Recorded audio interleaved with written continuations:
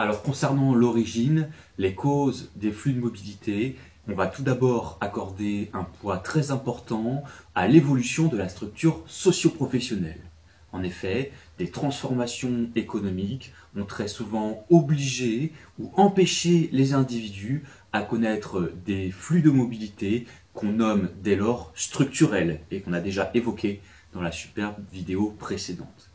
Plus précisément, ici, on va étudier le fait que l'évolution de la population active en termes de part de PCS, en termes de part de secteurs d'activité économique, primaire, secondaire et tertiaire, va provoquer des flux de mobilité. Petits exemples. Alors tout d'abord, le cas des 30 Glorieuses, période de forte croissance économique, qui a vu grandir certaines PCS numériquement parlant. On peut penser bien évidemment aux cadres, aux professions intermédiaires ou aux employés. Et bien grâce à cet appel d'air, à ce gonflement des PCS qui appartenaient à la grosse classe moyenne d'Henri Mandras, et bien les fils notamment d'agriculteurs, les fils notamment également d'ouvriers vont pouvoir connaître une mobilité verticale ascendante, une ascension sociale. Pourquoi? Eh bien parce qu'il n'y avait pas assez de fils de cadres, de fils de professions intermédiaires pour pouvoir satisfaire les besoins de ces PCS qui augmentaient, pour pouvoir satisfaire toutes les offres d'emploi qui fleurissaient ici et là dans toutes les régions de France.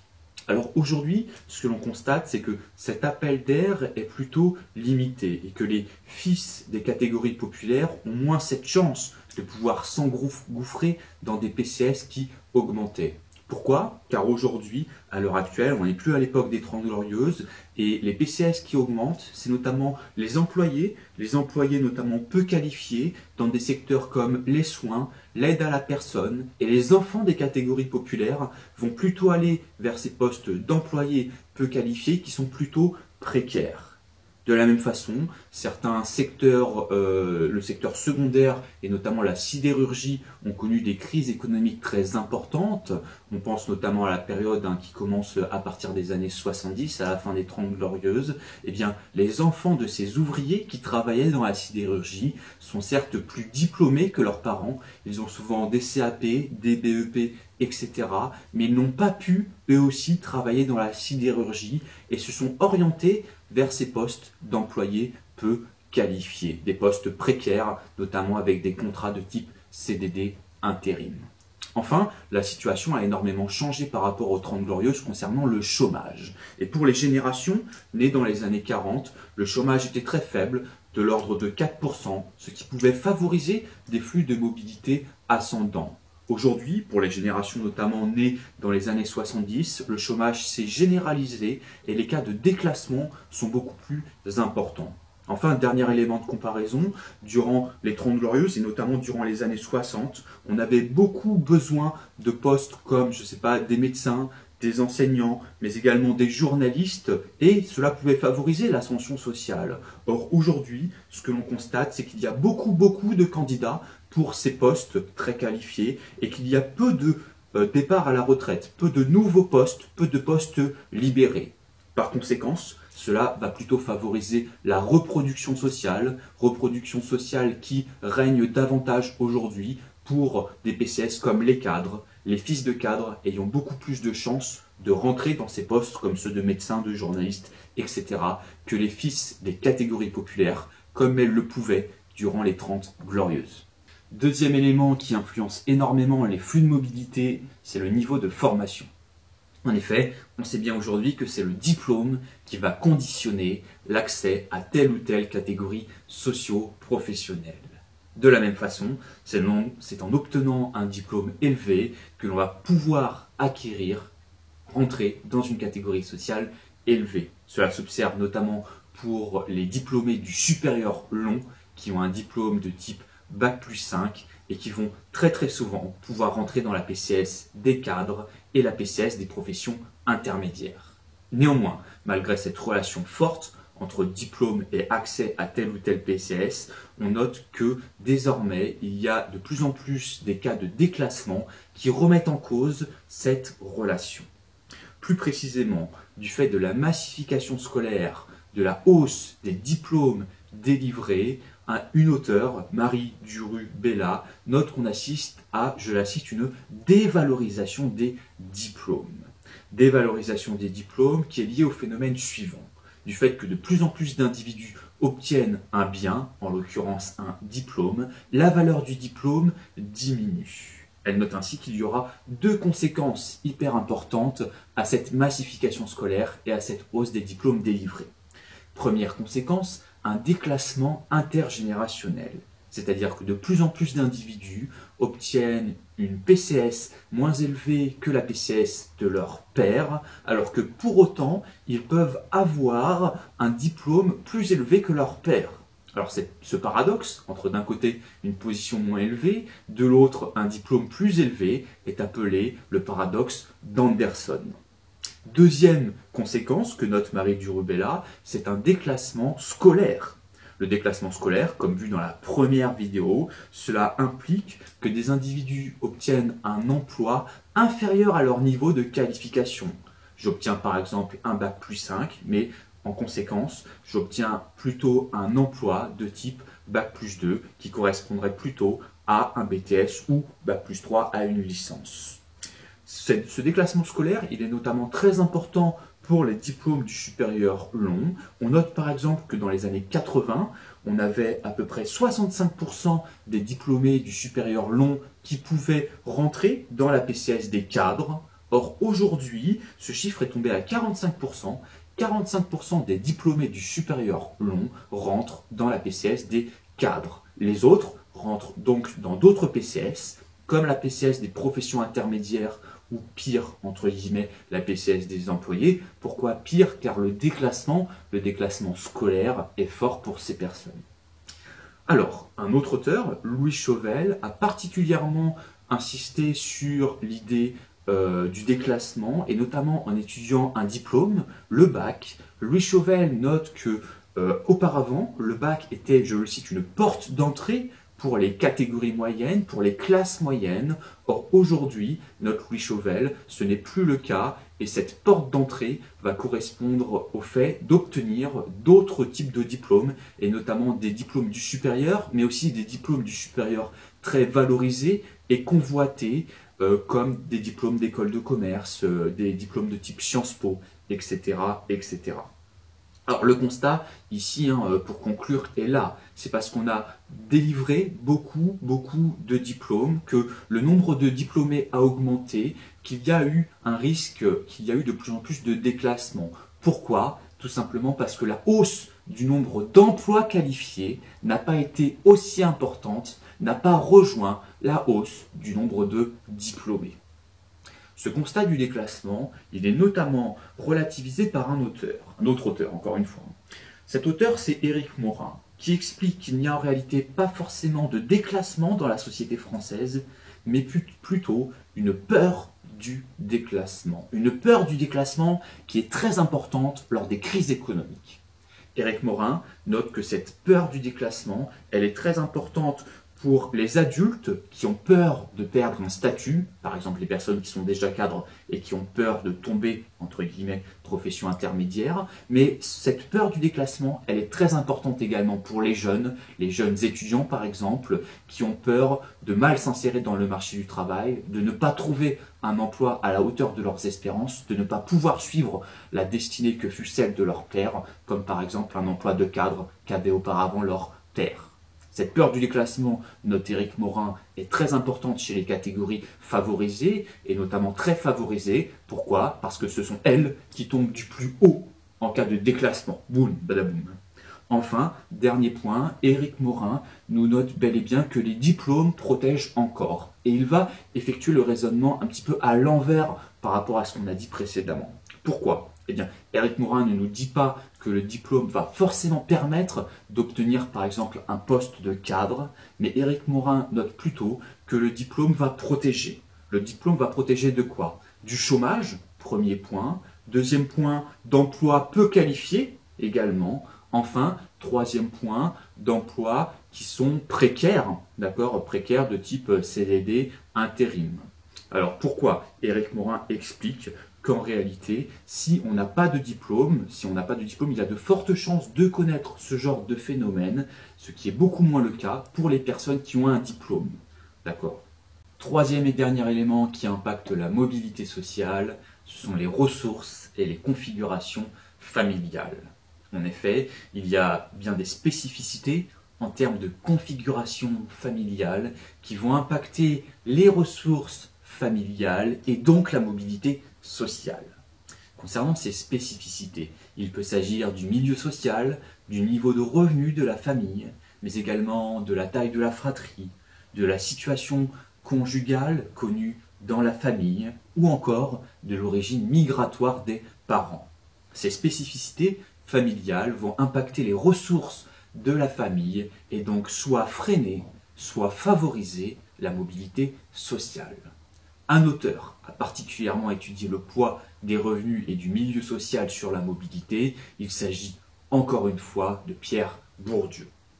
Pierre Bourdieu explique que les capitaux, capital économique, social et culturel, vont fortement influencer la mobilité sociale. Prenons tout d'abord le capital économique. Le capital économique correspond aux revenus de la famille, au patrimoine de la famille, et il va impacter deux éléments. Premier élément, les conditions d'études, le contexte d'études, ce qui va favoriser les fils de cadres, et également le milieu plutôt bourgeois. En effet, le fait de pouvoir acheter certains biens, le matériel comme un ordinateur, ou également de pouvoir fournir à un enfant une chambre spacieuse, puis une fois étudiant, un logement pour étudier à côté de l'université, va favoriser sa réussite scolaire. On note ici une reproduction sociale. Pourquoi? Car les enfants de cadre vont pouvoir connaître des conditions d'études bien plus avantageuses que les enfants du milieu populaire. Deuxième conséquence de ce capital économique va également impacter l'insertion professionnelle. Pourquoi? Eh bien, prenons un exemple, l'exemple d'une personne qui souhaiterait créer une entreprise. Cela est beaucoup plus facile dès lors qu'on possède un patrimoine familial. On note ainsi que beaucoup de fils d'indépendants vont devenir fils d'indépendants. Pourquoi? Eh bien, parce qu'ils vont reprendre l'affaire familiale, entre guillemets. A contrario, pour un enfant issu d'un milieu modeste, il est bien plus compliqué de monter une entreprise. Pourquoi? Car il ne possède pas les fonds qui lui permettraient de mener à bien un tel projet. Deuxième capital central, il s'agit bel et bien du capital social. Le capital social, pour rappel, regroupe le réseau de relations, le réseau de connaissances que l'on va pouvoir mobiliser pour obtenir une ressource, en l'occurrence pour obtenir un emploi. Et ce que l'on sait bien, c'est que ce réseau de relations, de la même façon, est bien plus important dans les catégories supérieures, dans la catégorie bourgeoise, et qui va pouvoir l'utiliser, le mobiliser, pour que notamment les enfants issus du milieu bourgeois puissent obtenir un poste à la hauteur de leurs espérances. Relativisons néanmoins un petit peu cette idée selon laquelle il n'y aurait que le milieu bourgeois qui utiliserait ce capital social pour obtenir un poste. Dans diverses études sociologiques, on a pu constater qu'il y avait également une autre partie de la population qui mobilisait ce capital social, en l'occurrence les descendants d'immigrés, notamment les descendants d'immigrés originaires de Turquie, qui utilisent également ce capital social. Pourquoi? Car le capital économique et le capital culturel leur font défaut pour obtenir un emploi. Par conséquent, ils vont utiliser, s'appuyer sur ce capital social pour obtenir un emploi dans une logique d'entraide. Enfin, terminons sur le plus important au sens de Pierre Bourdieu, celui qui va le plus conditionner l'accès à telle ou telle catégorie sociale, catégorie socio-professionnelle, c'est bel et bien le capital culturel qui va impacter directement le diplôme. Petit rappel, le capital culturel, c'est l'ensemble des ressources culturelles que possède la famille, et parmi ces ressources culturelles, on a par exemple le langage, les savoirs, le savoir-faire, mais également des biens culturels, comme des livres que possède la famille, ou encore les diplômes obtenus par la famille. Tout ce capital culturel, il va totalement déterminer l'accès à tel diplôme, l'accès à tel PCS, et ce que note Pierre Bourdieu, c'est qu'il va favoriser la réussite scolaire puis professionnelle des catégories favorisées, des catégories supérieures. Pourquoi? bien, Pierre Bourdieu explique que la culture scolaire, la culture mise en avant par l'école, correspond également à la culture mise en avant dans les catégories bourgeoises. Par conséquent, les enfants issus d'un milieu bourgeois se sentiront bien plus à l'aise à l'école que par exemple les enfants issus d'un milieu populaire à qui on a transmis un capital culturel totalement différent. Pour Pierre Bourdieu, par conséquent, le capital culturel va totalement freiner la mobilité sociale, freiner les cas d'ascension sociale pour les catégories populaires. A contrario, le capital culturel va bien plus favoriser la reproduction sociale des élites, des milieux bourgeois et favorisés. Néanmoins, il ne faut pas penser que tout cela agit comme un strict déterminisme, et même les sociologues s'en rendent bel et bien compte. Ainsi, les sociologues notent bel et bien qu'il y a des échecs parmi les enfants issus d'un milieu bourgeois, des échecs scolaires. Néanmoins, ce que notent les sociologues, c'est que même s'il y a des échecs scolaires parmi les enfants de la bourgeoisie, il y aura tout de même reproduction sociale, c'est-à-dire que l'enfant va quand même obtenir une position sociale très avantageuse. Pourquoi? Eh bien parce que la famille va lui transmettre un capital économique et un capital social qui lui permettront d'obtenir un poste très avantageux. De la même façon, notent les sociologues, il y a bel et bien ce qu'on appelle des réussites dites paradoxales, c'est-à-dire des enfants issus d'un milieu populaire qui réussissent très bien à l'école et puis qui ensuite obtiennent une position sociale avantageuse. Un auteur, encore un, Stéphane Beau, a notamment insisté sur le cas de familles algériennes qui ont transmis à leurs enfants un cadre propice à la réussite scolaire, ce qui leur a permis de réussir scolairement puis socialement. Stéphane Beau note que des familles populaires peuvent transmettre un capital culturel intéressant pour la réussite scolaire. Par exemple, ces familles ont transmis le goût du travail à leurs enfants, également l'importance de l'école. On fait attention également à leur transmettre une certaine rigueur de travail, une rigueur concernant par exemple le fait de réaliser les devoirs, de préparer les évaluations, etc. etc. De la même façon, dans ces familles, note Stéphane Beau, il peut y avoir le rôle de modèle dans lequel peuvent s'insérer, que peuvent prendre des frères et des sœurs qui ont réussi scolairement et que ensuite les petits frères et les petites sœurs vont essayer d'imiter. On a évoqué le rôle du milieu social et du revenu. Mentionnons également qu'il y a d'autres éléments qui vont impacter la mobilité sociale. Des éléments familiaux qu'un auteur, James Coleman, a intégré dans une nouvelle notion, la notion du capital dit familial. Pour James Coleman, le capital familial, c'est l'ensemble des ressources humaines de la famille. Différents éléments peuvent impacter ce capital social. Par exemple, le nombre de frères et de sœurs. On sait bel et bien qu'avec une grande fratrie, les parents ne pourront pas consacrer autant de capitaux, beaucoup de capitaux à chaque enfant. On peut prendre l'exemple du capital économique. Il n'est pas possible de se procurer et de procurer aux enfants beaucoup de biens matériels dès lors qu'on a beaucoup d'enfants. De la même façon, autre exemple, le temps disponible. Il n'est pas possible de consacrer beaucoup de temps disponible, notamment dans une optique d'accompagnement scolaire, dès lors que la fratrie est grande. Ainsi, les résultats le montrent, dès lors que la fratrie augmente numériquement parlant, le niveau de diplôme a tendance à baisser d'un point de vue statistique. Autre configuration familiale qui pourrait être également spécifique, le cas des familles monoparentales. Les familles monoparentales, de la même façon, sont concernées par des difficultés économiques et auront des difficultés à procurer des biens matériels pour l'enfant. Vu qu'il n'y a qu'un seul parent, par définition également, l'enfant va également avoir du mal en termes d'accompagnement scolaire, va souffrir d'un manque d'accompagnement scolaire, c'est beaucoup plus fréquent. Enfin, dernière spécificité en termes de configuration familiale, la présence d'un couple qui est biactif, c'est-à-dire d'un couple où les deux parents travaillent. Si les deux parents travaillent, le temps consacré à l'enfant sera beaucoup moins important dans une optique de développement scolaire, d'accompagnement scolaire. Néanmoins, le couple biactif peut être compensé entre guillemets, par la présence de grands-parents, les grands-parents pouvant utiliser leur temps personnel pour accompagner l'enfant, pour l'aider en termes de développement scolaire, d'accompagnement scolaire.